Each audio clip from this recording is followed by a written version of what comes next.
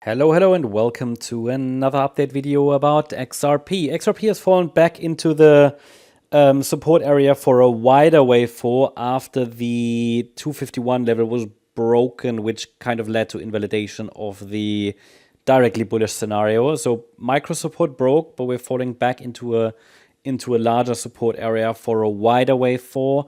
It is possible that this wave 4 attempts to form a low here. This is based on a measurement, and I think I talked about in the last video. I'm not sure, or it was just an update I provided on Discord earlier today.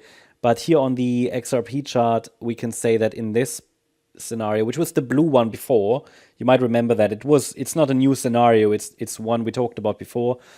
Here for this WXY structure, we can calculate a target for the Y wave by taking a measurement of the wave W, and then we compare that to the length of the Y wave. And this is sort of an ideal target zone down to $1.72, ideally not lower. I mean, this is not really strict invalidation or anything. This is a Fibonacci extension zone, which shows us ideal extensions for this Y wave in wave 4, okay? All I'm saying at this stage that from a higher level, this is an ideal area where the wave 4 could form a low and attempt another breakout. Unfortunately, the microstructures are not very clear because it's basically just a straight line. And there has been a really good reaction. You can see that pretty much here to that 161.8 extension. All we want is that the bulls turn up there. I mean, a slight break is okay, and we have a good reversal candle. The only thing there is really not a clear microstructure. All I can do is to highlight this could be an ABC structure, and that will allow us to identify resistance. The nearest resistance, it's far away. The nearest resistance that would indicate that a low of sorts is in place. That's not resistance for a major breakout. It's just telling us that the immediate downtrend seems to be over, and that's $2.36.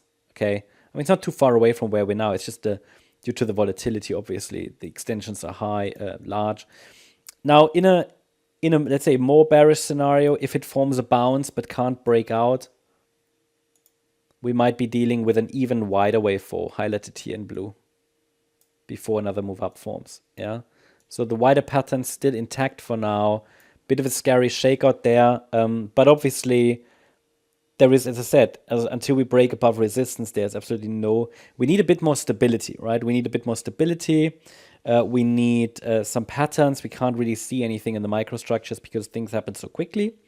But, if it breaks above 236, I'm watching either for a direct breakout or a larger B wave, which again could overshoot. Probably won't, because in this first move we have an overshooting corrective wave.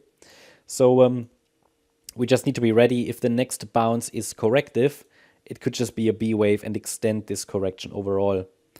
But what is interesting, it's still holding that $1.90 level as well. I mean, yeah, we broke below it briefly, but you might remember that 196 level is important support. It was the 2021 high. It was the previous breakout point here from early December.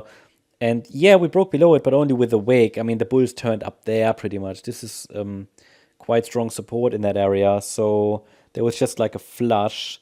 And if the short sellers get stopped out, I mean, this could trigger a rally, right? This and there has been a good bounce already. The question is now, what we need to watch out for is can the bulls turn it around and break the thing here above 236 to kickstart at least a B wave bounce, maybe something more bullish. I think tomorrow we should know more. At least this gives us some levels to watch. Of course, if the price breaks below the intraday low then and below 172, support, the larger support area that we talk about pretty much every day.